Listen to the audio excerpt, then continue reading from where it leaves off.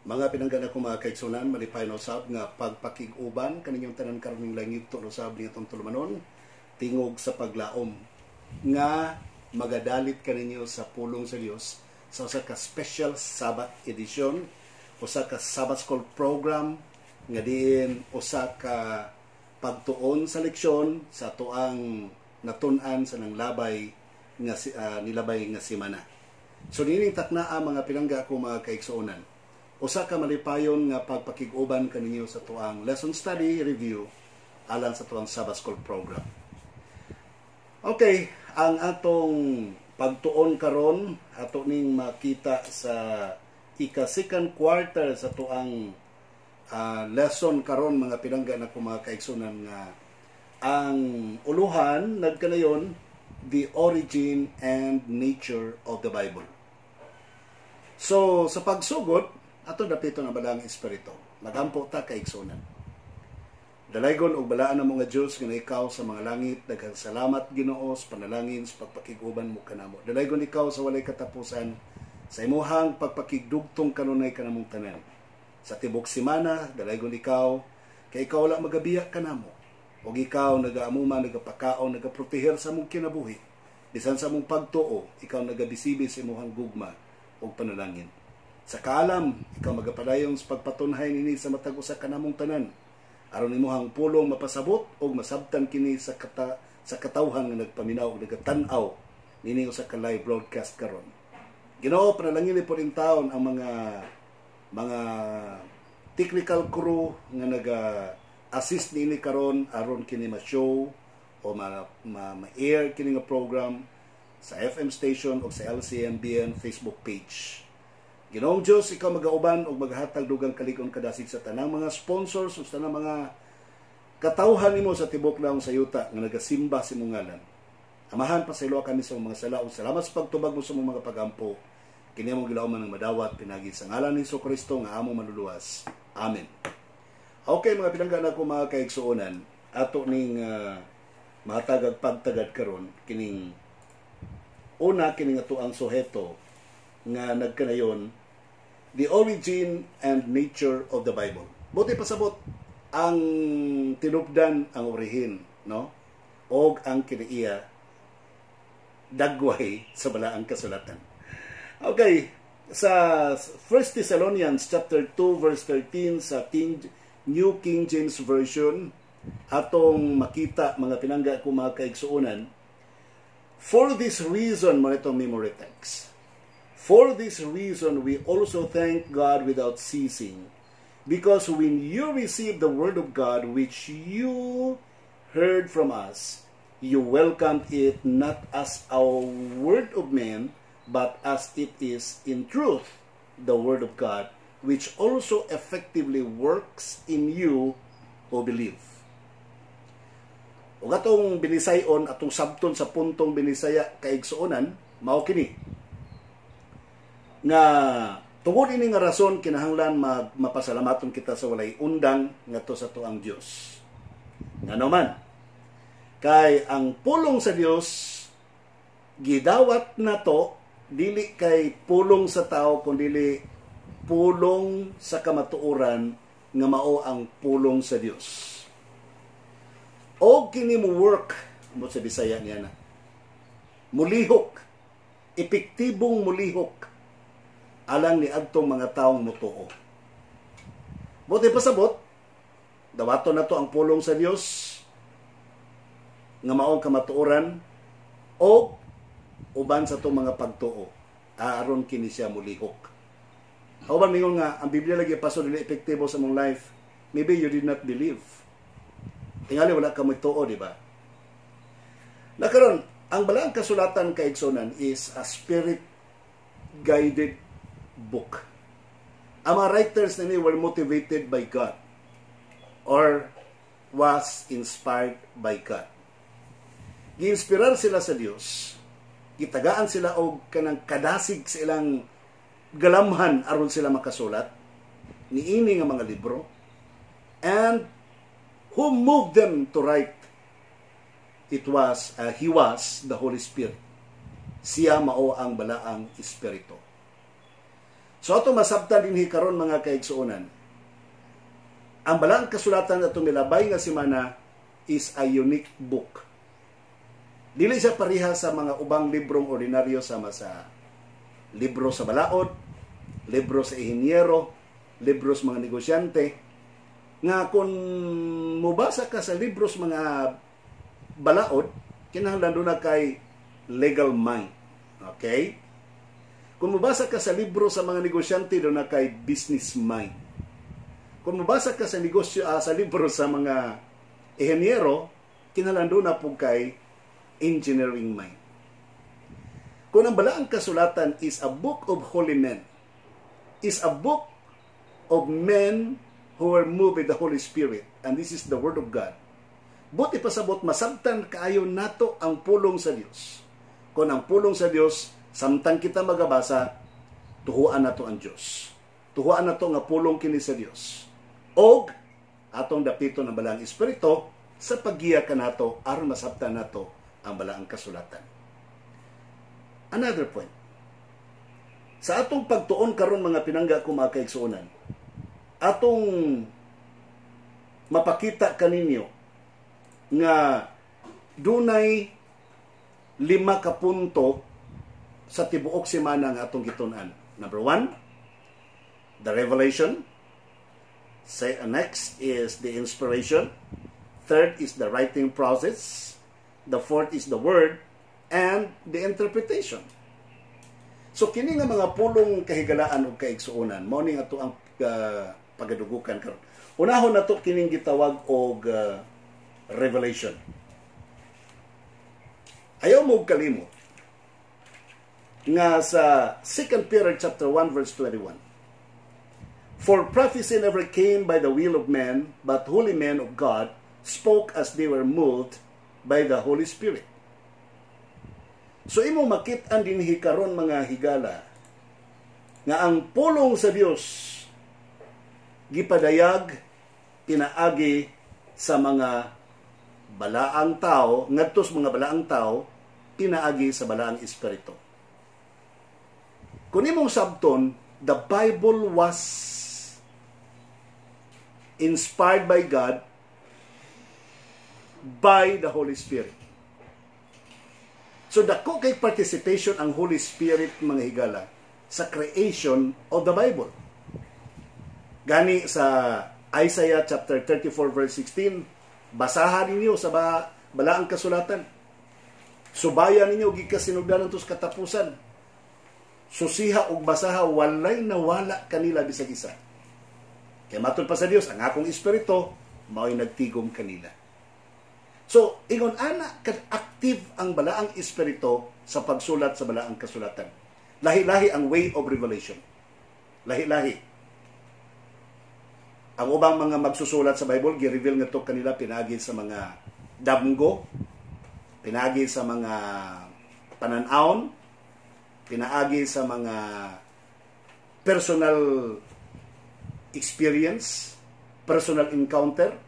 Napoy uban kanila nagsulat pinaagi sa investigation. I mean research. So imo imo masabtan nga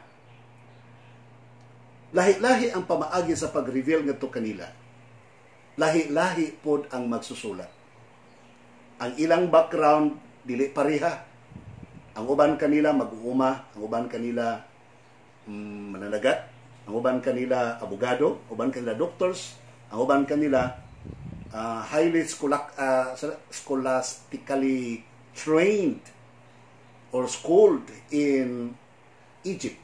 Sama kang Moses nga he was preparing himself or he was prepared to become another Pharaoh. So, may ibang mga takas og grado, magpasabot na ibang mga mugbo og grado. Pero ang punto mga kaigsunan mo ni, gisulat nila ang Biblia according to their life background. Ang inspiration is not a dictation, pero it was a motivation. That's why the Bible says they were moved by the Holy Spirit. It is a motivation. And they were motivated to write when the message was given to them, buo ang mensahe, sila na ang nag-relate, sila na ang nag-explain, sila na ang nagsulat using their own vocabulary, using their own language, using their own knowledge sa pag-explain, sa pag-transmit sa message. Munang makita ni mong lahi-lahi ang pamaagi sa pagsulat. Pero one thing very wonderful and beautiful, ang pagkasulat mga kaigsunan wala gyud magkasumpaki ang usa-usa. Nagkasinabot gyud sa 66 ka libro sa balaang kasulatan nagkasinabot. Ang Batikano gusto nilang i-insert ang ilang mga libro po nakita nila ni Barok, nila ni Macabeo, nila ni kinsa panadiha, gusto nilang i-insert. Pero sa laong nga pagsubay-subay kaigsunan, kadtong additional nga gustong idugang sa Vatikano, dili madawat kay sumpaki sa uban nga mga libro sa balaang kasulatan. Samtang ang 66 ka libro nagakasinabot. Ug unsay topic sa usa mo ay topic sa tanan pareho walay conflict. O gi-insert ni mugdugang ng Deuterocanon or apocryphal books, di na magkasinabot ang balaang kasulatan. Magsumbagay na. Mauna nga mismo ang Batikano ginganlan nila kana og apocryphal books. Apocryphal meaning to say, apocrypha, not inspired. Dili inspired. Maunang ilang hingalan niya na. So imong masabtan, kung imong i-insert yun tong additional sa Vaticans nga apocryphal, gitawag apocrypha. Remember, sa ikaduhang Timoteo 3:16, ang balaang kasulatan is given by inspiration of God for correction, teaching, instruction. Versikulo 17, para ang tao sa Dios mamahingpit o masangkap sa tanang butang. Kung i-insert to, bungkag ang doktrina sa Biblia mga higala. Di na siya mahimong profitable, di na siya mahimong for teaching, di na siya mahimong for doctrine, di na siya para mahimong hingpit ang usa ka tawo kay magkaguliyang na ang balaang kasulatan kay igsunan. Doon naman kayo tuyo yun ang mga tao, gud ba nung ikaguliyang yun nila ang Biblia. Gusto yun nilang lawgawon ang Biblia. I will explain in the divine service, in the hour of worship. I will explain and cite a very good example for them. Okay? Now, ato masabtan mga pinangga ko mga kaigsunan, nga when it was given by inspiration, kung gihatag ka na siya nga usa ka inspirasyon, remember, sa 2 Timothy 3:16 usbon ako, all scripture is given by inspiration of God. Ang tibuok, remember, it's not one half, but it's the whole thing about the Bible. Ang kinatibukan sa Biblia, mao ang gituga sa Dios, tuga mini-inspired, nga may kapusalanan. Higalag mga pinangga ko mga kaigsuonan, ingon ani ang inspiration. God gave the message to the writer. It might be in dreams, in visions, or in personal encounter na dungog niya, or pinagi siyang pag-research, pagsubay, pagtuon sa balang kasulatan. Sama kang San Pablo, ang iyang nadunggan katuramang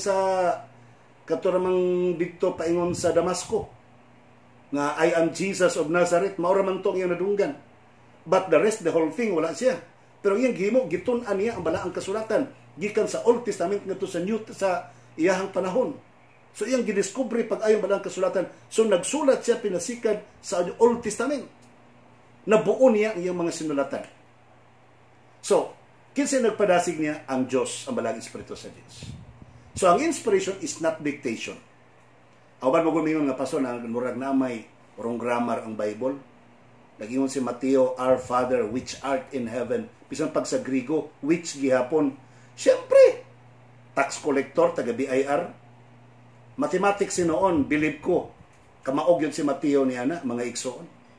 Pero og English na, o language na, o writings na about words, medyo something like dipiktuso gamay ang mga vocabulary ni Mateo. Pero wala magpasabot mga kaigsunan nga ang mensahe ni Mateo sayop. Doon ay mga kakulangon ginagmay pero dili sayop ang iyahang mensahe. As what I have told you, usa ka ulitaw nga na-inspired siyang gugma sa usa ka babae. Ningon siya, I love you. Pero ang spelling siyang I love you, love nga laboratory na makakbadi ay ang maong ulitaw. Ngawa man siya ka eskwela. So bakak ba din iyang gibati nga pag nga nahigugma siya sa kababae tungod lang kinasayop iyang spelling? So, dili ingon ni ana nga to ang pag-regards balang kasulatan. We are after of the message of what the Bible says. O unsay ginasulti sa balaang kasulatan. Higalag mga pinangga kung mga kaigsunan, alang si mong kasayuran. The scriptures were given to men not in a continuous chain of unbroken utterances, but piece by piece through successive generations, as God in His providence saw a fitting opportunity to impress men at sundry times and diverse places, men wrote as they were moved upon by the Holy Ghost.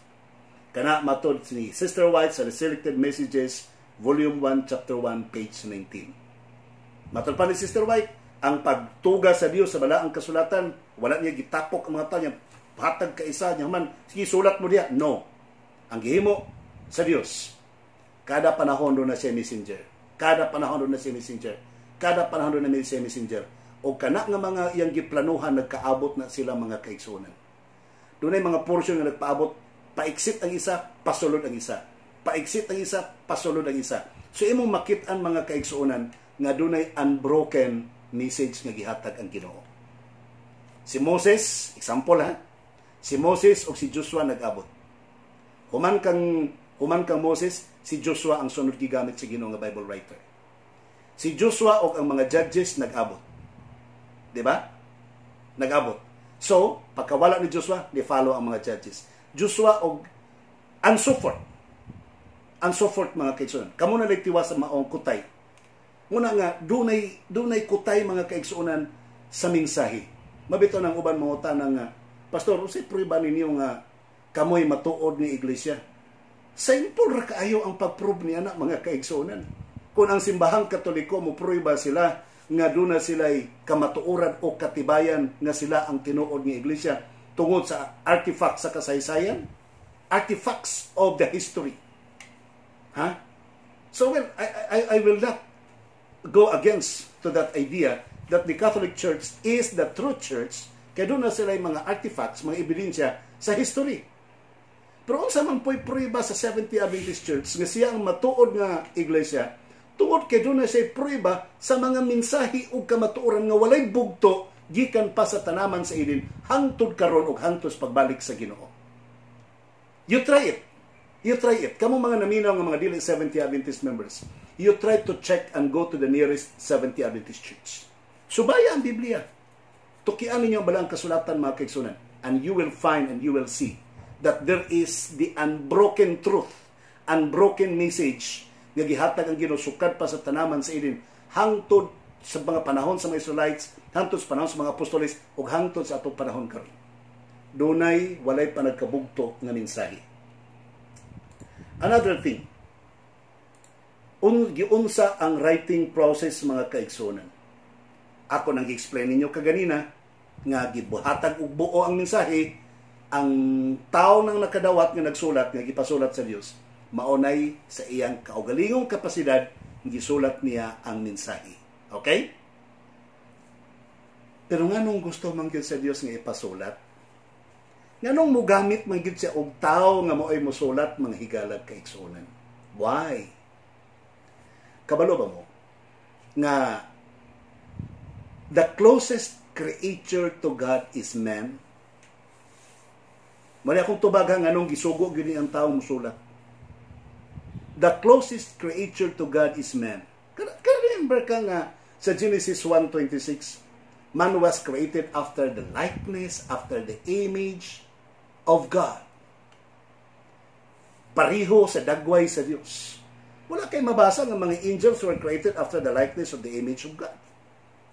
Wa kay mabasa po nga mga mananap were created after the likeness of the image of God. Only you and me, kitang mga tao, mga kaigsunan, may gihimo sa Dios nga mga sama sa iyang dagway. So, gusto ang Dios nga ikaw o ako, siya o kita, dunay suod nga relasyon, mga kaigsunan, nga walay pagbulagay.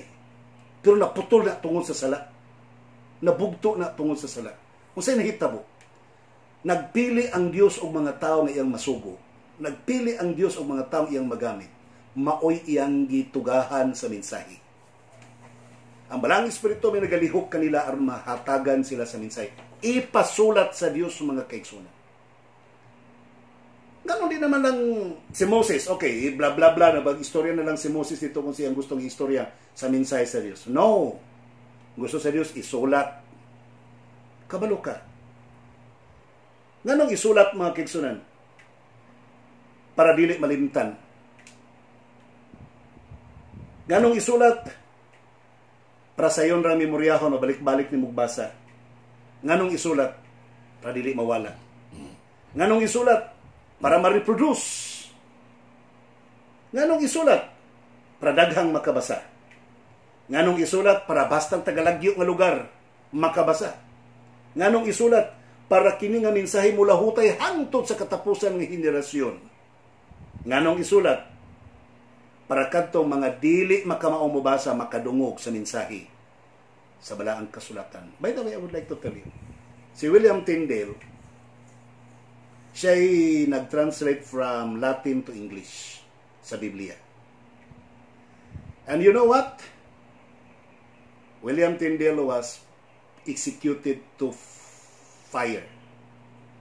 He was burned to death. Kung na-appreciate ninyo nga ang Biblia na translate karon, because of William Tyndale, who was inspired by God, moved by the Holy Spirit to translate. Ang mga tao nga inspired, mga kaigsunan, I would like to tell you, magpagamit na sila sa buhat sa Ginoo. Magpagamit sila sa pagwali sa may balita, pagsulat sa mga basahon sa pulong sa Dios, na bisan paghangtod sa kamatayon, dili mahadlok ng kaigsunan. Ingon ana mo inspire ang balaang kasulatan. Ingon ana mo inspire ang balaang espiritu alang sa balaang kasulatan. Nga nagahimo nini, nagabuhat nini, walay kahadlukan, bisan paghangtod sa kamatayon. Kaya kung nahadlok pa si William Tyndale, na ingon ang simbahang dako nga bakwion ang iyahang mga sinulat. Wala ang tatay translated Bibles karon. Mengani, kaya doon ay mga tao sa Dios, sukad pa kanito ang Dios nagagamit og mga tao, o posible karon panahon na ikaw og ako gamiton sa Dios alang sa pagpakuyanap sa mensahe gikan sa balaang kasulatan nga walay ko kahadlok nga bisan paghangtod sa kamatayon dili malisan. Okay? Now, the word. Mayroon mang mga tao nga, excuse me, dili to COVID ha. Mayroon ang mga tao nga, pastor, ka ng Biblia ba? Word of God yun na siya. Ako mga kaigsunan, medyo murag alanganin kay kumutubag, careful kumutubag na. Dili alanganin tungod kay nahadlok ko or wala ko kebalo or I do not have the answer. It is not like that. Dili ingon ana. Kana magud nga pangutana mga kaigsunan, medyo murag catching kay na nga pangutana ba? Medyo murag dili kayo na siya kanang inuntang punga kanang basta-basta nga pangutana. Usa ka na ka pangutana mga kaigsuonan nga diin kinahanglan imuhang bantayan ang mga punto ug mga tikang ni ana. Kay mingon kag word of God ang balaang kasulatan, ngano dunay word sa yawa diha? O ang yawa mingon kang Kristo buhata kining bato nga tinapay. Why? So dili isa pulong sa Dios. Dili tanan na adinha pulong sa Dios. Pero nganong gitawag ang balaang kasulatan og word of God? Nganong gitawag siya nga pulong sa Dios mga kaigsunan? Why? Gitawag siya nga pulong sa Dios tungod kay ang gisulat mga kaigsunan mensahe gikan sa Dios. Mensahe gikan sa Dios ang gisulat. o dinhi imo masabtan imo makit-an kaigsuonan nga tungod kay mensahe sa Dios ang gisulat, mahimong dili tanang mga word for word nga nakasulat diha pulong sa Dios. But why it's called the Word of God? Sa Genesis kapitulo dili Genesis mahigala. John chapter 1 verse 1. In the beginning was the Word, and the Word was with God, and the Word was God. Sa sinugdanan mao ang pulong capital W, og ang pulong kauban sa Dios, og ang pulong mao ang Dios. Nganong Word of God siya kaingon ani? Gipaila nga ang Dios pulong. Og kining pulong nga mao ang Dios, sumala sa bersikulo 14 sa Juan kapitulo 1, nahimong tao sama kanato. Mipuyo ipon kanato uban sa iyang himaya. Buot ipasabot ka igsuonan nga kining pulong nga nahimong tao mipuyo ipon kanato, kinsa ni siya? Mao si Kristo. O kining maong Kristo nga kinabuhi, masabtan nato mga kaigsuonan, kung basahon nato gikan sa Genesis hangtod sa pinadayag, makit-an nato si Kristo nga niingon siya, I am the Alpha and the Omega. He is everything, all about what is in the Bible. Siya ang tanan nga naa sa balaang kasulatan mga kaigsuonan. Gusto na kong ipebalo kaninyo, gikan sa panahon sa Old Testament, people were looking forward to the coming of Jesus Christ. Sa ato pong panahon karon mga kaigsuonan, we are looking backward to the cross where Jesus Christ was hanged. Sila nagalantaw sa malabot nga si Kristo gilansang sa cross. Kita po lantaw po ta balik ngadto sa Kalbaryo nga si Kristo gilansang sa cross. Diin man ta nakahibalo na pinaagi sa balaang kasulatan. Ang sentro sa balaang kasulatan mao si Jesus Christ nga mao ang Word was God and Word of God. Masabtan nimo si Kristo o kinsa siya, basahan Biblia. The more you know Him, the more you will love Him. And the more you love Jesus Christ, the more you want to know more about Him. Ang katawhan sa tibuok balaang kasulatan, from the Old Testament to the New Testament and to our present days now, are all looking forward to the coming King, Jesus Christ. Nagalantaw kitang tanan sa malabot na si Kristo mubalik sa dili madugay. Mga kaigsuonan, ato masabtan nga ang paglalang sa Dios sa balaang kasulatan, ang balaang espiritu mo ay nagamotivate. Kuha ninyong punto? Gigamit niya ang mga katawhan sa Dios sa pagsulat, inspired by the Holy Spirit. So doon ay participation ang Holy Spirit. Sa dihapon nga si Kristo nagpakatao ning kalibutan na kaigsuonan, iya pong gigamit ang balaang espiritu. So imong makit-an nga gikan sa pagsulat sa balaang kasulatan, the Holy Spirit was active. Sa pagsulat pod sa mga writers sa Biblia, they were inspired and moved by the Holy Spirit, so the Holy Spirit was also active. Ikaw pod nga magbasa karon mga kaigsuonan, gikinahanglan pod nato nga ato pong imbitaron ang balaang espiritu sa atong kinabuhi nga maging active siya. Do not read the Bible if you are not allowing the Holy Spirit to move you, to motivate you, to inspire you. Ayaw gyud basa sa Biblia kung wala nimo gi-allow ang Holy Spirit nga may mag-motivate kanimo. The Bible is different from other books. We can understand it if we believe that this is the Word of God and allowing the Holy Spirit to work with us. Another point. Si Jesus Christ was conceived by the Holy Spirit. Pinagis ba lang Espiritu na samkon si Jesus Christ dito sa taguangkan ni Birhen Maria? Higalag kaigsuonan. Do you want to know more about Jesus Christ? You need the Holy Spirit. Read the Bible and be guided by the Holy Spirit para masabtan nimo ang balaang kasulatan. Kung sabto nimo si Kristo ang balaang kasulatan has both supernatural origin. Parigo. Si Kristo ang balaang kasulatan had both combined with divinity and humanity. Ang balaang kasulatan gituga sa Dios gamit ang human effort. Si Kristo nagpakatao ning kalibutan gamit ang human effort. Dito kang Maria o kang Jose.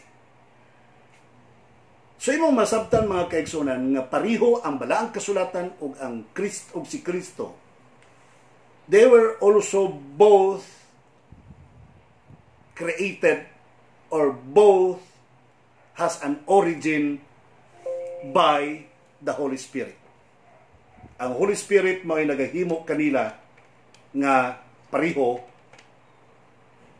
aron sila mahimugso nining kalibutan. Pariho silang duha, ang Biblia og si Kristo. Nga nianhi gipadala kanato in our level. Sa atong level. Ang balaang kasulatan gisulat mga kaigsunan para atong masabtan ug unsa ang mensahe sa Dios. Si Kristo gipadala ning kalibutana para atong masabtan ug unsa ang gugma sa atong Dios. Ug unsa ang kinaiya sa atong Dios. Ug unsa ang standard sa pagkamatarong sa atong Dios. Walay kalainan mga kaigsuonan ang balaang kasulatan ug si Jesus Christ. Kaya ang balaang kasulatan, ang iyang origin ug ang iyang kinaiya, usbon ko walay kalainan diha kang Jesus Christ. Ang kalainan lang mauni. Ang Biblia, bisag pareha sila origin, pareha sila og kanang pamaagi nga pagkatuga kanila. Pareha silang duha, si Kristo kang Biblia. Ang kalainan lang mauni. Si Kristo sumala sa balang kasulatan atong simbahon, atong alagaron, atong daygon, atong yukbuan, atong ludhan sa iyang atubangan. Ang nakalahi, kaya ang Biblia, di nimo pwedeng simbahon ang Biblia. Nakuha niyo yung punto? Ay nagpadala na kong text, Pastor, pwede ang Psalms 91 among ibusulat og tarpaulin, ibutang namo sa gate, sa amo ang bongbong, sa amo ang pultahan, ipalibot namo, itap-tap mo sa palibot simbahan, Pastor. Ngano man para dili makasulod ang COVID-19 sa among balay. Tan-awar. May uban ka ng Biblia, ilan ng pangpaksit-paksiton. So nilaglana, ibakos-bakos na nila mga kaigsuonan. You cannot worship, you cannot put, or you cannot make the Bible as another God to us. No. Only Jesus Christ. Si Kristo lang mga kaigsuonan ang pwede na tong simbahon. Okay. Let's go to the interpretation. Sa 2 Peter chapter 1 verse 20, knowing this first, that no prophecy all of scriptures is of any private interpretation. Sa ato pa, kung magbasa kag Biblia, sabto na to, nga walay propesya nga naabot sa kinabubuton, kinagulingong kabubuton sa tao. Ang sumpay sa 21, they were moved by the Holy Spirit. Ang Biblia, mga kaigsunan, di na to interpretahon, sumalas pag-interpret na to sa ubang libro. No? Interpretahon na to ang Bible, una, by Bible itself. By the Bible itself. Kung unsa gi-explain ni Ezekiel, nga wa kayo nimo maklaro, subayo na to ang the rest writers of the Bible, o kung sa po ilang gisulat, about the topic. Tingali wala kayo ma-emphasize ni Ezekiel kung sa ibuti pasabot, Pero si Jeremiah nakasabot og na-explain niya mayo. Sa to pa mga kaigsoon mo na nga nag-Bible and Bible alone. Pareha sa Book of Daniel. Na mga botang nga wa masabti ni Daniel sa Ginoo naglibog ko ani ingon ang Ginoo si ina Daniel. Kay maablihan ra na sa lahing mga adlaw, and knowledge shall increase. Naablihan panahon sa Book of Revelation. So, we can understand the Bible by the Bible itself. Ikaduha, we can understand the Bible by the nature around us. Nature, including philosophy, science, history, and those are natures. Ako ba may mga pastor, so pwede kita mo gamit o history, philosophy, kuban pa? Yes. But let it be nga ang Bible on top sa ilang tanan. Pag dili sila mo level sa understanding sa Bible, wala. History, mga unsa pa na mga philosophical books uban para diya, they are good books to interpret the Bible if you will use them correctly. Pero dili na madisgrasya gyud ka. Bisan pag writings ni Ellen G. White, use the writings of Ellen G. White to support the Bible, not the Bible to support the writings of Ellen G. White. Nakuha ninyo ang kalainan mga kaigsunan. I'm not against the writings of Ellen G. White. Usahay lang mga wala lang sa karsada ang uban na ito mga kaigsunan. Kailang gipadako ang sinulat ni Ellen G. White, ubos ang mga sinulatan sa Biblia. Sa 1 Corinto 12, versikulo 28, una sa tanan gipahimutang sa Dios sa iglesia ang apostoles number 1. Ikaduha mga propeta. So ang propeta ranks the second mga kaigsunan. Tama si Ellen G. White nga matud pa niya, my writings are just lesser light that will lead the people to understand the Bible.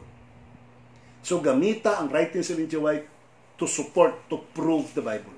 Not the Bible nga maoy yung gamiton aron maoy mo back up sa mga kwan. No.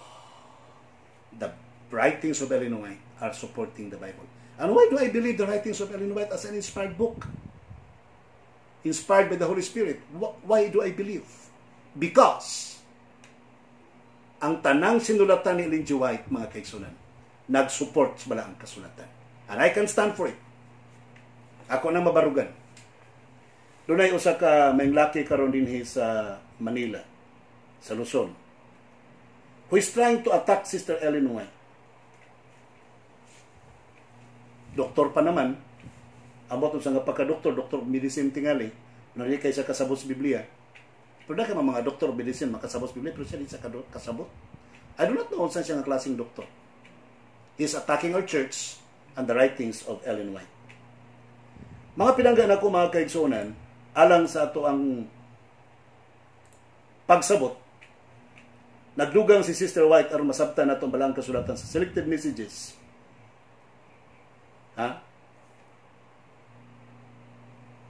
Nagdugang pasabot si Sister White mga kaigsunan. Dinhi sa iyahang sinulat sa Christ Object Lesson chapter 2 page 39. A knowledge of the truth depends not so much upon strength of intellect as upon pureness of purpose, the simplicity of an earnest, dependent faith. To those who in humility of heart seek for divine guidance, angels of God draw near, the Holy Spirit is given to open to them the rich treasures of the truth. Ngayon, Sister White, ang knowledge sa kamatuoran wala magdepende sa kusog sa kaalam. Mayon man usab diha sa kaputli sa inyong katuyuan, apan nagdepende sa imong pagpaubos sa imong kaugalingon ug kasing-kasing nga pangayoon nimo ang giya sa balaang espiritu. Pangayoon ang langitnong giya, o kung maunang imong pagabuhaton ang mga manulunda sa langit mo paduol kanimo, ang balaang espiritu muhatag kanimo sa pag-abli sa daghan pa kaayong mga kamatuoran nga gustong itudlo sa Dios diha kanimo.